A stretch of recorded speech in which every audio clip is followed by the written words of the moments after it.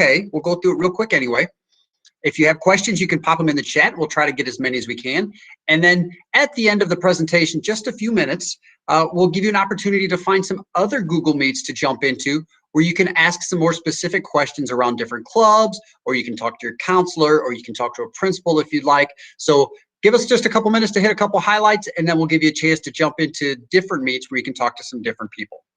All right, so give me a thumbs up to let me know that my screen is presenting and you see the first slide that says 6th grade welcome night. All right, thumbs up, I like it. All right, so the first thing I want to talk about, and this is both for students and parents, is that middle school is a time of great change. Thank you, Ms. Heilich just mentioned that we are recording tonight's Google Meet for those who can't attend, just so everybody's aware. So if you're not comfortable with that, then you just turn your camera off, that'd be okay. All right, so middle school is a time of tremendous change. So what you see in the picture there, that's a 6th grader standing next to an 8th grader. Now, not all of our 6th graders will grow up to be 8th graders that are that big. That's a pretty big 8th grader. But those are actually middle school students from a few years ago that are in our building at the same time. So the students in our building range a tremendous amount in size, in maturity level, in learning level, in all different ways. As someone who's been at different levels of education, there are many days where I think the changes that take place between 6th, 7th, and 8th grade might be the 3 years of greatest change of any of the years in school. Some of those changes will be physical. Some of them will be emotional. Some of them will be cognitive in your learning. Some of them will be social. So a lot of very big changes that'll take place over the next 3 years. Now, all of the teachers here, we've been doing this a while at middle school. We know those changes are coming. And so we're here to help you kind of work through those. So don't panic about them. We know they're coming. We're going to help you with them. One of the other things, as students change physically, emotionally, sometimes those friendships change too. So someone you might have been a friend with since kindergarten, maybe you will change in different ways and maybe you'll develop new friends instead. And that's really okay. And there will be times when your best friend doesn't seem like such a good friend, but then maybe the next week they'll be back to being a good friend. So it's okay. Parents, be patient when those kind of things take place. We will help the students work through those also. And then maybe the most important thing we can share with students and with parents is that these changes that take place in their brain lead to a lot of impulsiveness. I have two children of my own that have passed through middle school, one now in college and one wrapping up high school. And I can speak from experience that there's a lot of impulsiveness in these years.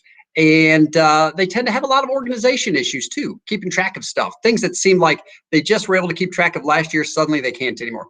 That's okay. We know that's coming. We expect that. We expect students to make mistakes. That's why we're here, to help them work through those. So be patient. So parents, be patient with your children. Children, be patient with your parents as we work through the next 3 years of middle school. All right, here we go. So this is what Rogers Middle School looks like at a glance. This is our brand new front entrance. We just finished this up at the beginning of this year. They actually still were wrapping up work inside the building up until about November. So you'll be the first 6th grade class that comes into this fully completed new addition to Rogers Middle School. You do see that our school start time is 8 a.m. So that's just a half hour earlier than where GOTS starts right now. And our school end time is 2:45. So again, 30 minutes earlier end time than GOTS. So you get up a little earlier, but you also get out a little earlier. One of the things that we pride ourselves on here is our activity period. So right after school, we start an activity period every day of the week where clubs and activities meet. And every day we'll have 2 or 3 or maybe even more different clubs or activities for students to choose from. Pre-pandemic, on any given day, we might have as many as 200 students stick around for an extra hour just to go see different clubs and activities. So we'll start a sign-up period for those at the beginning of the school year once we get the students in and they get a chance to see what they're like. And we'll allow students to join those throughout the year. So don't worry about picking those out now. A lot of those do change as we go. You'll notice we don't have before or after care at Rogers Middle School. So a lot of students or a lot of parents will take advantage of that activity period afterwards in place of aftercare. Unfortunately, we don't have an activity bus that goes with that. So students that stay for the activities have to find their own ride. Students do have 7 different classes every day of the week. There is no Friday folder. I think that's probably gone away a little bit this year anyway. Almost all of our information will come to you through Canvas, but also through Teams. We'll share newsletters. So they'll send information home, sometimes daily, sometimes weekly, but on a fairly regular basis. All right. So a typical 6th grade schedule. What classes will my 6th grader take? Every 6th grader will have PE and health every day of the week. One of the things that's changed this year for PE and health is we're not going to require students to change into a PE uniform.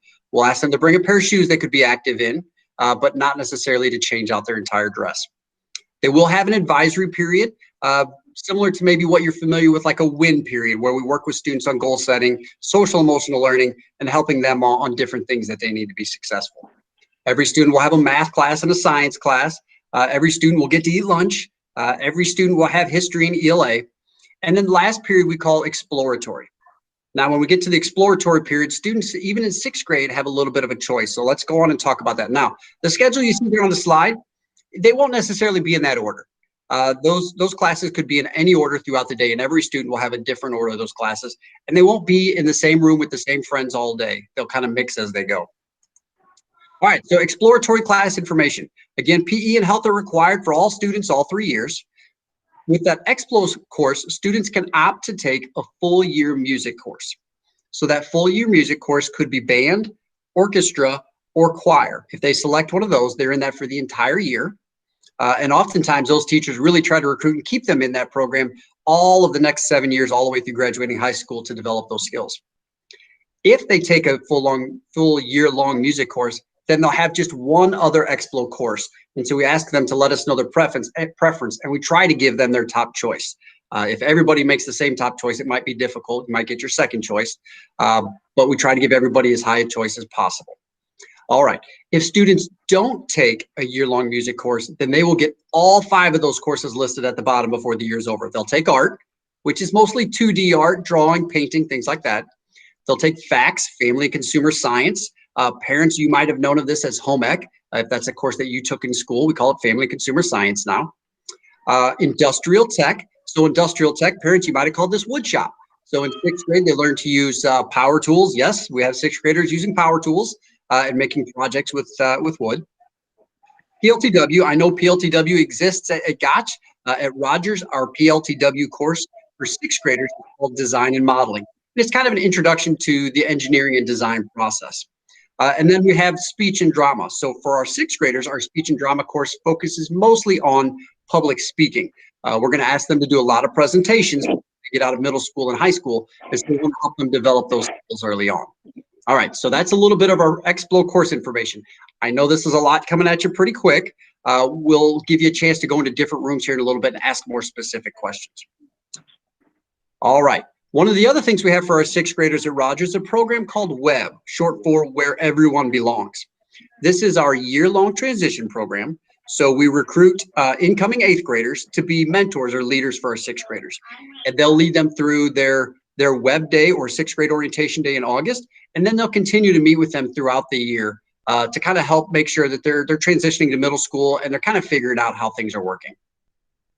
Our transition day for this upcoming year will be on August 17th. That's a little earlier than we like, but unfortunately the way the schedule works out with starting school on a Monday the 23rd is our first day back. That's the last day where we can squeeze this in before teachers are working full-time in their classrooms and getting ready. So more information, we'll send all of this information to you over the course of the summer so you'll know when that day is coming, and those 8th grade WEB leaders will be reaching out as well. All right, clubs and activities. So I mentioned the club and activity period. We'll sign up at the beginning of the year. You see there just a short list of some of the clubs we've had in the past. Chess club, coding and robotics, dance team, diversity club. We had a Pokemon club a few years ago when that was very popular, but as that went out of kind of popularity, we transitioned to different things like anime club. And so a lot of times we ask students to help us figure out what those clubs are going to be. And then we kind of build that early in the year and have students start to sign up. Sports, we do have a handful of sports open to students. We have a club football team, so it's not technically just Rogers students. Middle schoolers from the area can join that, but they play other middle schoolers around the area. They play at Rogers, and they wear Afton gear. They are the junior Cougars, but it's not technically associated with school, so it's a little bit of an odd situation there. Our school sports for the fall, we have cross country for boys and girls. We have volleyball for the girls, and we have soccer for the boys. That's fall. When we roll into winter, we have basketball for both boys and girls. And then when we get into spring, we have track for boys and girls and soccer for girls. So a handful of sports to choose from. Girls can absolutely join the football team. Yes, absolutely. We don't have hockey here. I don't know if floor hockey is coming back or not. I'm seeing the chats pop up as we go. All right. So what I've got on the screen now is just kind of, yes, we do have cross country still. We didn't have it this past fall, Ms. Burford, but we will have it next year. What I'm going to leave up on the screen here for a while is just the Google Meet nicknames, and your student knows what that means. They know how to use a nickname to jump into a Google Meet, where they can go and see different teachers. So if you're in this Meet, if you want to drop out and go sign into that Google Meet where students can come chat with you, jump into that. I'll leave this slide up. So if you need to write things down, take a screenshot, whatever you need to do, get whatever you need down. Dr. Hoggett's going to open the principals one for me, so he'll be over there.